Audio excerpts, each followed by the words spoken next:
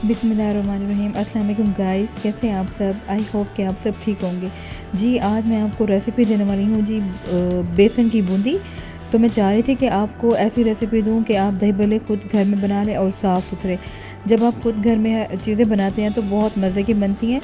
आज इसमें जो जो अज्जा यूज़ होंगे वो मैं आपको बता देती हूँ और मैं स्टेप बाय स्टेप आपको बताऊँगी। भल्ले की भी रेसिपी अपलोड कर दूँगी और पापड़ी की रेसिपी भी, और जो इसमें चटनियाँ यूज़ होती हैं वो उसकी रेसिपी भी अपलोड कर दूँगी।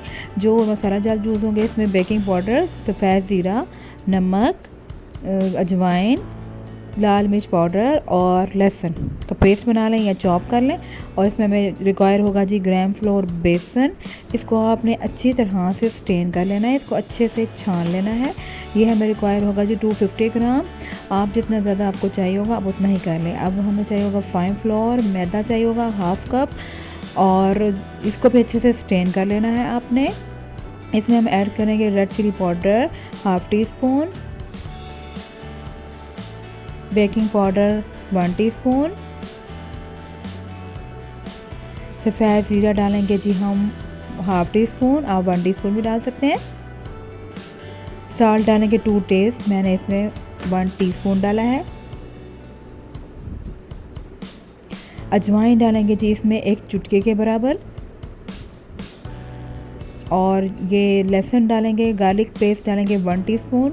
और जो है फाइन फ्लोर मैदा जो है वो जितनी क्वांटिटी बताई थी 1 कप की आप उसमें डाल दें।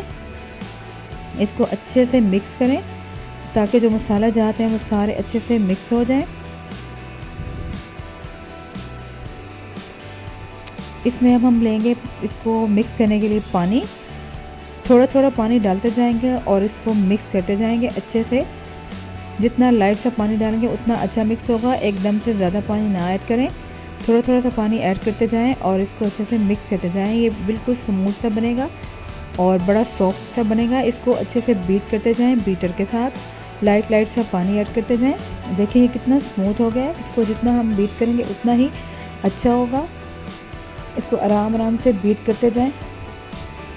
इलेक्ट्रिक बीटर के साथ भी आप बीट कर सकते हैं, लेकिन मेरे पास हैंड बीटर था, मैं इसको ये यूज़ किया। देखिए कितना स्मूथ सा ये बैटर बन गया है ग्राम फ्लोर का बूंदी के लिए।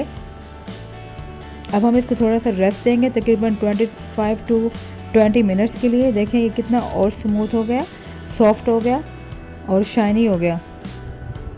अब हम इसको करेंगे जी फ्राई। फ्राई करने के लिए हमें एक कढ़ाई चाहिए होगी।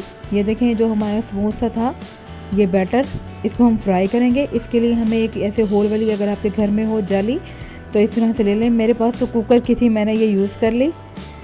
इसके ऊपर आप ये बैटर डालें और हाथ से प्रेस करें या स्पून से। मैंने तो हाथ से प्रेस किया है।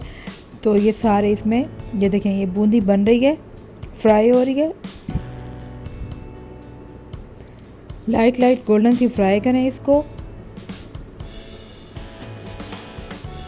जी देखें अब हमारी बूंदी हो गई है तैयार बेसन की। आप इसको घर में बनाएं और अपनी फैमिली के साथ इफ्तार में एंजॉय करें।